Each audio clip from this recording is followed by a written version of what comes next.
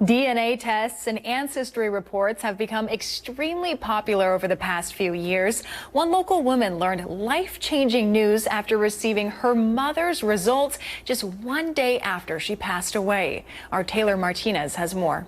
I'd always wanted a sibling, so it was exciting, but also I was not sure why she never told me. Rancho Mirage resident Olivia grew up an only child for about 30 years, but just before her mother fell ill and passed away, she was told she had a half-brother named Rob that her mother gave up for adoption in 1969. All we had was a name and a date and a place of birth.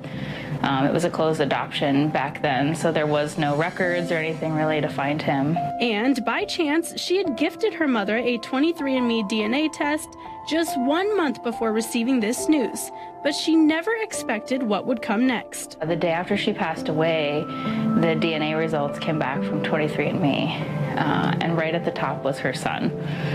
So my dad and I, we actually ended up reaching out to him via 23andMe, and he flew from Chicago and came to our mom's funeral. So I actually got to meet my half-brother at our mom's funeral.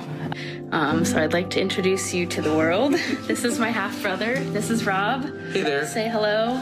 Following the funeral, Olivia and Rob have kept in touch and taken cross-country trips to get to know each other better.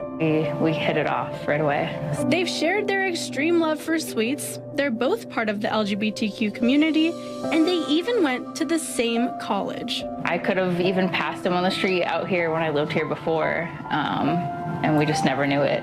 Kind of a crazy story and just very interesting to have this whole thing happen, but the silver lining, I guess, out of my mom passing away is I got to meet my half-brother. Thanks to a DNA test, she now has not only her brother, but a new friend and another piece of her mother's legacy. It's bittersweet to, have a part of my mom without having her here. Taylor Martinez, NBC Palm Springs.